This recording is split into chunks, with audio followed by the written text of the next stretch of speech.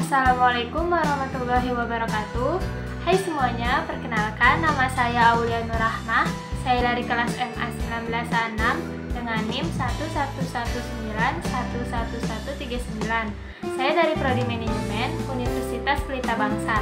Di sini saya memenuhi tugas mata kuliah Manajemen Perubahan. Saya akan membahas tentang faktor penentu keberhasilan manajemen perubahan. Yuk, kita simak. Let's go. Di sini saya akan membahas tentang faktor penentu keberhasilan manajemen perubahan.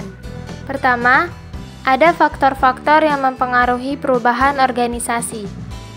Setiap organisasi selalu membutuhkan suatu perubahan. Perubahan tersebut sebagai reaksi terhadap perubahan dalam lingkungan organisasi. Perubahan organisasi mengacu kepada hal yang berkaitan dengan aktivitas pelaksanaan tugas dalam suatu organisasi, sehingga menuju kepada suatu keadaan di dalam. Selanjutnya, penyebab perubahan. Penyebab perubahan terbagi menjadi dua, penyebab perubahan internal dan eksternal. Pertama, saya akan menjelaskan tentang penyebab perubahan internal, seperti perubahan tujuan, perubahan struktur organisasi, perubahan cara operasional atau aktivitas organisasi, dan lain-lain. Perubahan internal terbagi menjadi dua. Pertama, perubahan internal yang direncanakan. Misal, sebuah perusahaan melakukan akuisisi perusahaan lain. Kedua, perubahan internal tidak direncanakan. Misal, perubahan karakteristik demografis tenaga kerja pada suatu perusahaan. Eksternal. Eksternal seperti perubahan sistem ekonomi, teknologi baru, dan lain-lain. Perubahan eksternal dibagi menjadi dua. Pertama, perubahan eksternal yang direncanakan, misal pengenalan teknologi baru. Kedua, perubahan eksternal tidak direncanakan, misal perubahan kebijakan moneter sebagai respons perubahan politik dan ekonomi. Next, di sini ada faktor kunci perubahan. Terdapat dua faktor kunci yang mempengaruhi keberhasilan proses perubahan, yakni pertama, karakteristik organisasi. Kedua, karakteristik dari perubahan itu sendiri. Di sini saya akan menjelaskan karakteristik organisasi. Artinya adalah sejauh mana kesiapan organisasi itu untuk melaksanakan proses perubahan.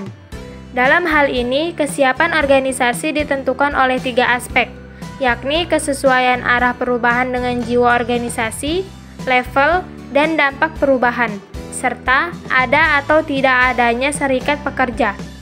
Kesesuaian artinya menunjukkan sejauh mana sebuah proses perubahan bersifat fit dengan strategi dan struktur organisasi, lingkungan yang ada, dan dinamika bisnis yang berlangsung. Semakin fit, semakin baik.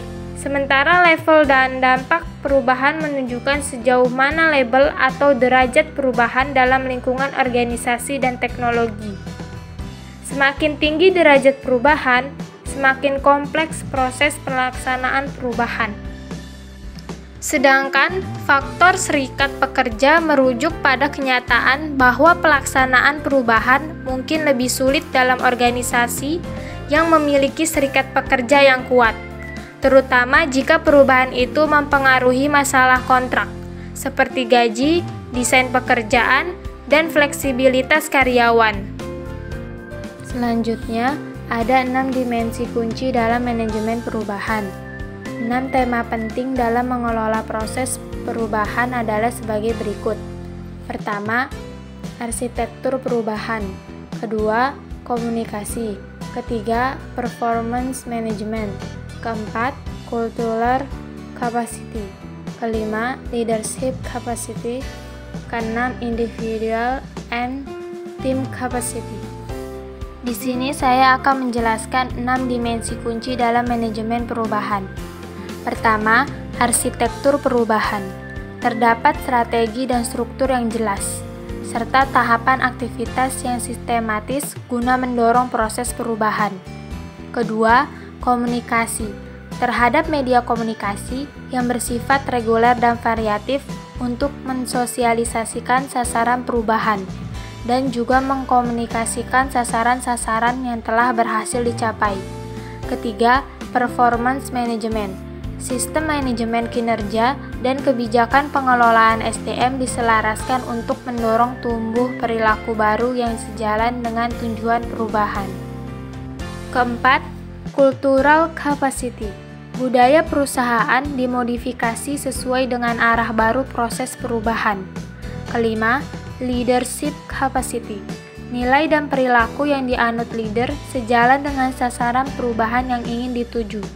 Para leader memiliki kapasitas untuk memimpin proses perubahan. Keenam, individual and team capacity.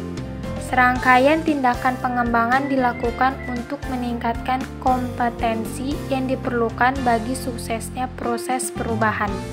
Selanjutnya, ada faktor keberhasilan dan kegagalan manajemen perubahan. Pertama, kepemimpinan. Kedua, budaya. Ketiga, masalah SDM. Keempat, respon cepat. Ada 3 pendorong utama yang mendorong perubahan organisasi berjalan lebih cepat dari sebelumnya, sebagai berikut. Pertama, teknologi. Kedua, tata kelola pemerintahan yang baik.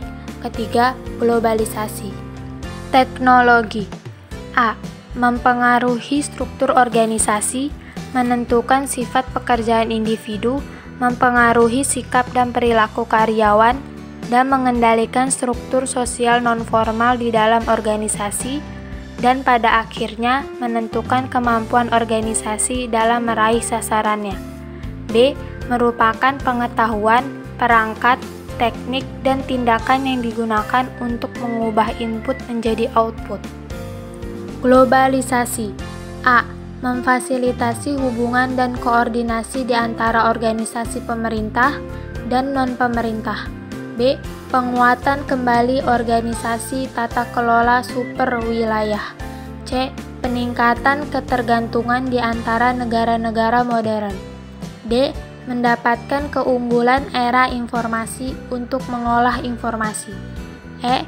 Peran pemerintah sebagai mitra dengan sektor swasta yang terus meningkat.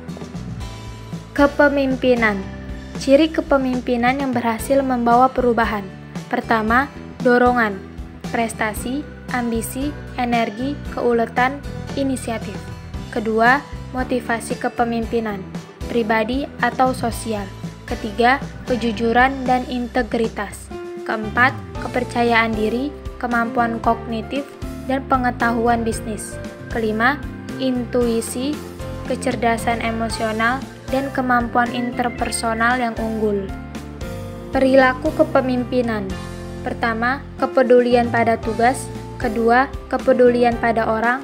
Ketiga, kepemimpinan yang mengarahkan. Keempat, kepemimpinan partisipatif. Selanjutnya, pemimpin dalam masa perubahan. Pertama, keuntungan dari dukungan dan kepercayaan orang lain. Stakeholder support. Kedua, mendengarkan dan bekerja sama secara efektif. Ketiga, membawa akuntabilitas.